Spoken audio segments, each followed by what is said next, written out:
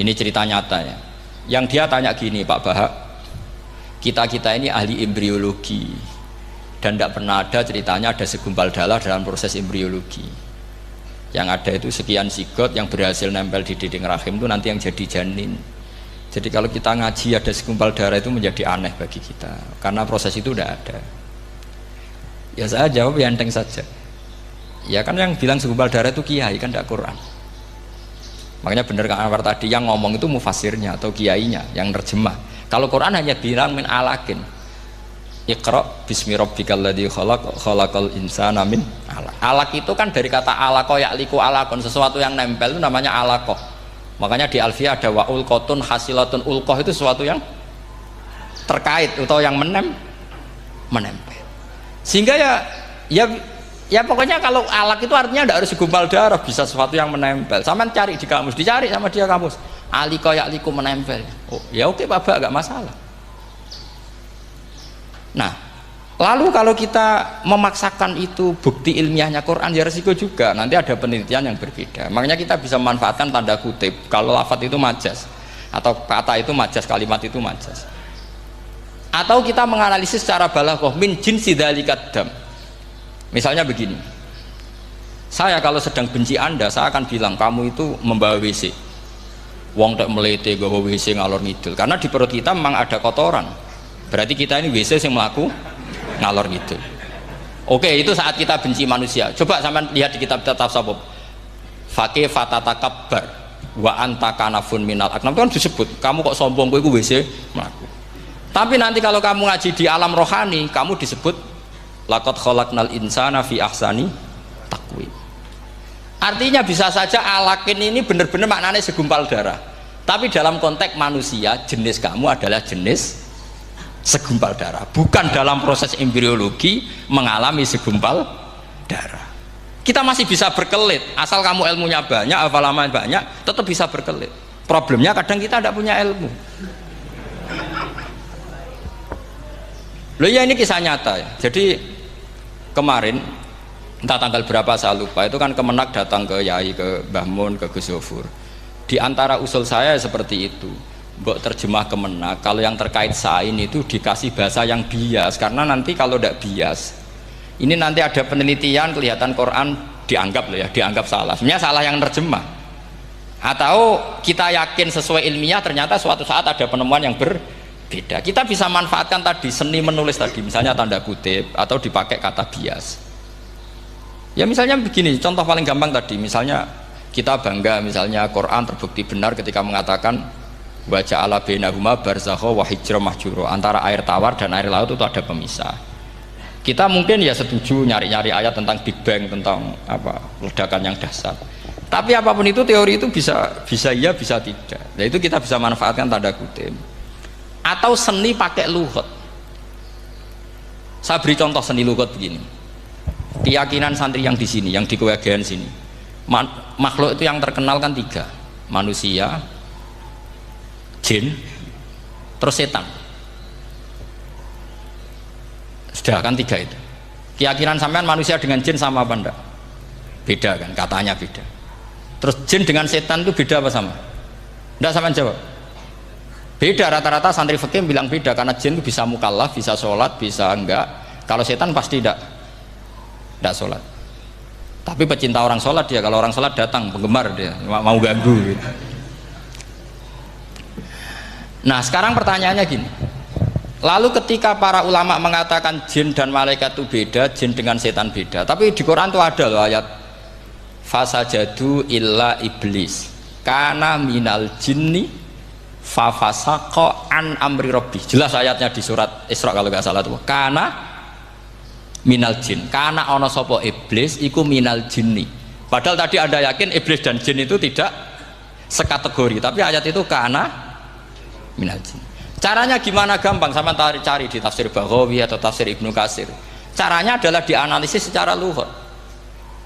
Sesuatu yang enggak kelihatan atau yang gelap disebut jannah. Misalnya malam, kata Quran apa? Falamma janna alaihi lailu ra'a kaukaba. Karena malam itu gelap disebut jannah. Orang yang gila karena masturul akli disebut majnun. Karena madatul kalimah sama-sama jinnun. Madatul kalimah kan sama kan, jim nun musyaddad berarti jim nun nun. Saya ulang lagi ya, kalau malam disebut falam majanna alaihi lailu, kalau orang masturul akli disebut majnun, orang dalam kandungan disebut janin. Kullu dzalika yusamma bidzalik li'annahu mastur, semua dinamakan itu karena mastur tidak kelihatan. Nah, sekarang sampai tak tanya, iblis itu kelihatan apa enggak? Ndak, berarti kalau kana ana sapa iblis minal jinni setengah barang sing ora ketok. Kecumanane minal jinni kelompok jin. Nanti kamu masalah dengan kiai Anda meyakini, "Lho jin kok iblis?" Beda. Jin niku iso ngaji. Ya gampang saja. Kalau jin yang sakolen ya jin yang bisa Islam bisa kafir. Tapi kalau kata jin yang dalam ilah iblis, kana minal jinni ay minal masturin. Paham yang saya maksud? Tetap bisa ada solusinya. Makanya ngaji itu jangan hanya Ibnu Katsir. Ibnu Katsir itu beliau hanya menjawab lewat riwayat. Beliau jarang bermain di lafadz. Tapi kalau sampean ngaji kayak tafsir Baghawi, kayak tafsir apa itu, subhanallah, ya Baghawi terus Bedawi, itu nganalisnya sering pakai lafadz dan itu menjadi mudah.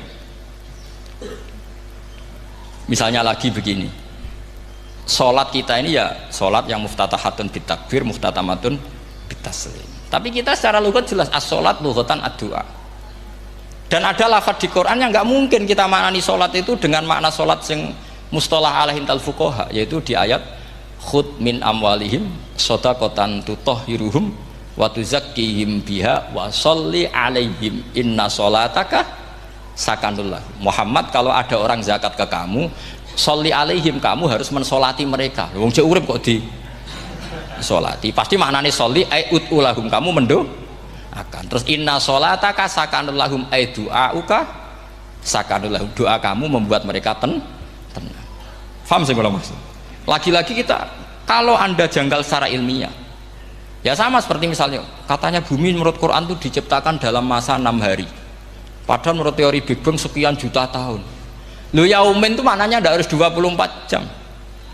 Kullahinin bisa disebut kullah yaumin. Buktinya ayat yas'aluhu man fis samawati wal ard kulla yaumin huwa fi sya'an.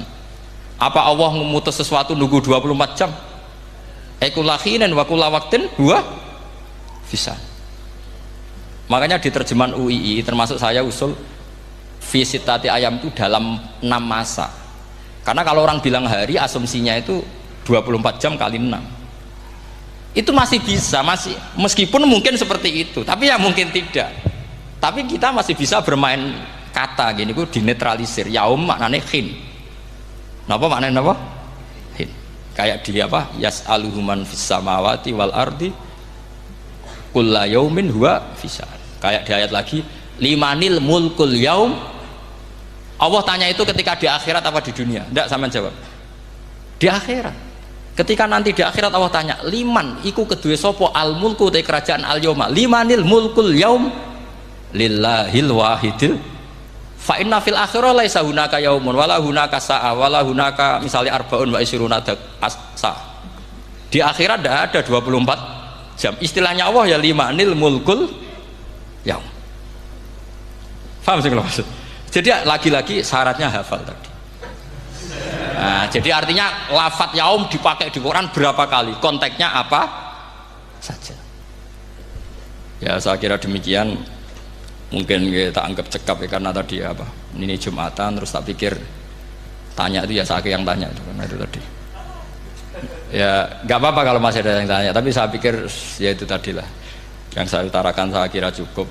Kalau ingin alim memang syaratnya harus hafal banyak, terus ya kalau ndak ya itu tadi harus orang sudah ndak ada semua, terus tinggal kita yang hidup, itu pasti kita alim sendiri itu. Ya pilihannya hanya itu. Tapi kalau ingin kompetisi masih gampang lah. Di Kediri banyak orang alim, di Rembang banyak, kan bisa.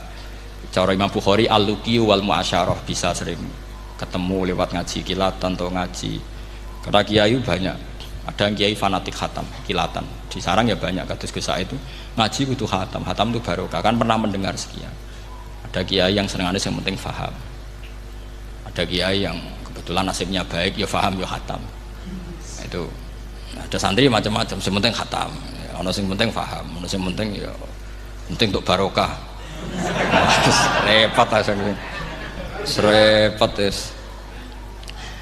Tapi yang penting itu saya mohon lah, kalau orang lain tahu Quran lewat terjemah, kita kalau bisa jangan lah. Kita ini ngaji Jalalain, ngaji tafsir Sawi, ngaji macam-macam.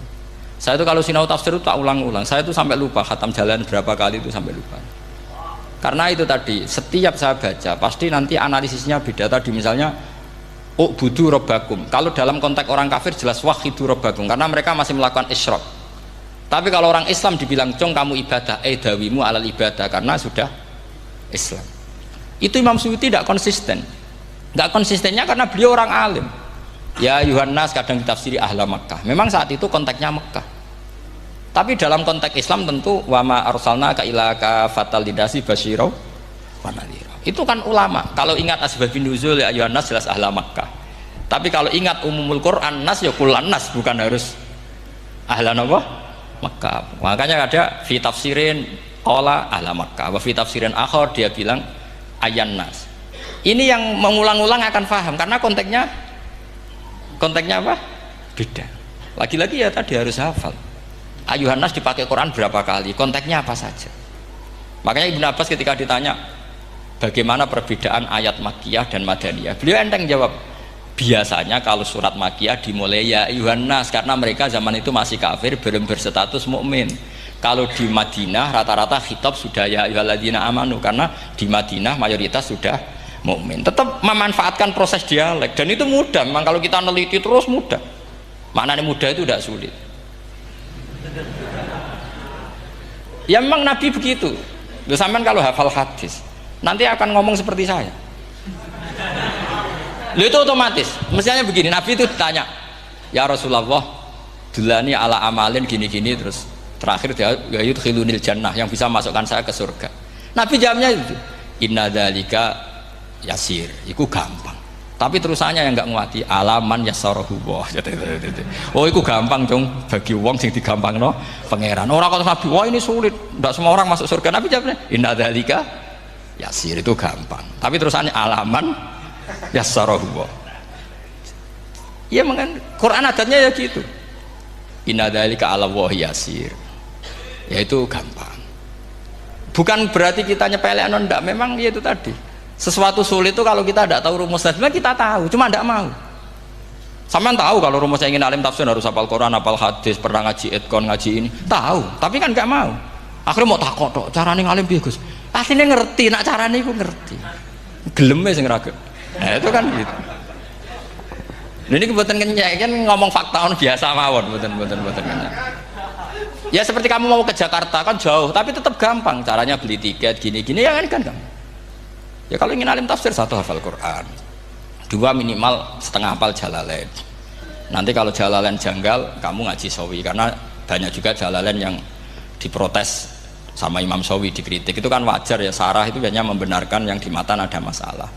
Takrib kurang barokah, ya ada beberapa yang dibenarkan sarah. Kayak takrib ngendikan mabit bimina sunat apa wajib, kalau di kitab Fathul Qorib sunat, di sarah dibenarkan, kalau yang benar itu wajib. Takrib bilang sholat jamaah itu sunat muakkadah, di sarah dibenarkan itu fardu kifayah. Ya sama di Jalalain kadang ada masalah seperti itu. Imam Suyuti meyakini satu hal, sama sarah dibenarkan. Makanya ya Jalalain ya Sawi. Nanti setelah itu khatam semua, belajar tafsir Baghawi. Nanti kan alim sendiri. Apalagi di desa kamu tidak ada orang alim, wah hebat. Kak, kamu jangan hidup di sarang, di Lirboyo, di daerah-daerah, jangan hidup di Kuwagen, nyari daerah yang aman, aman dari kontrol maksudnya. Tapi yang jelas itu jawab dulu mudah. Kalau kamu menjawab sulit, kualat neraka sama. Lihat bagaimanapun Quran disifati Allah walaqad yassarnal Qur'ana lidzikri fahal mim mudzakir. Makanya saya tadi ngomong, kalau Anda hafal seperti saya, pasti cara ngomong kayak saya. Kita mau ngomong Quran sulit tidak mungkin. Kita ini ingat kalau Allah mensifati Quran walaqad yassarnal Qur'ana. Fakaifa wasafahu wa bil yusri wa anta taqulu bil usri. Bagaimana Allah mengatakan yusrun kemudian Anda mengatakan usr. Neraka sama bantah-bantah pangeran. Atau gini, kalau terpaksa muni sulit Gus, tapi sementara ini pokoknya tambahi gitu. Lah nanti ya masih sulit, tapi ya bisa saja tidak sulit. Karena tadi bukti kalau Quran mudah, orang kafir ketika dibacakan yang nangis banyak. Raja Najasyi sebelum Islam dibacakan surat oleh Ja'far bin Abi Thalib nangis. Inna hadza wa manazala ala Musa lamin miskatin wahidah. Ini dengan Taurat pasti dari pintu yang sama, dari nur yang sama. Miskat itu nur. Faham nangis. Sampai wa idza sami'u. Sami'u itu belum Islam loh ketika itu. Wa idza sami'u ma unzila ilar rasuli tara a'yunahum tafidu minad dam'i mimma arafu minal haq lagi yaquluna rabbana amanna. Artinya fahimu khina kanu fil kufr. Mereka faham ketika masih kafir. Karena muyassar, Quran itu muyassar. Faqih fala tafham. Wa anta tata'alam kutuba kadza wa kadza wa takhtimu kutuba kadza kadza. Kok ijek kadza. Lha ku antek kadzane. Ini bukan kritik, ini pelurusan. Sampeyan jangan sensitif kok cah wedok yang kandhani sensitif mutung. Ini pelurusan. Jelas Quran disifati walaqad yassarnal qur'ana lidzikri fahal mim muddakir. Dan itu nyata, saya ulang lagi itu nyata. Sampai yang saya ceritakan di makalah ini ada orang Bedui, ada seorang khotib khutbah, fa warabbis samai wal ardi innahu lahaqqum mitsama annakum tantiqun. Arabinya tanya sama Pak Khotib, itu kan artinya kan demi Tuhannya langit dan bumi. Si Arabi tanya Pak Khotib, yang bikin murka Allah itu siapa? Kok sampai Allah terpaksa sumpah? Karena si Arabi tahu orang sampai sumpah itu pasti karena tersinggung. Kalau nggak tersinggung ngapain Anda sumpah? Dalam kehidupan sehari-hari kalau kita sampai sumpah itu karena tersinggung. Kita ditagih orang bisa sesuk tak sahur, ditagih lagi bilang kita tak sahur. Nah, serah percaya banget, wallahi sesuk tak sahur.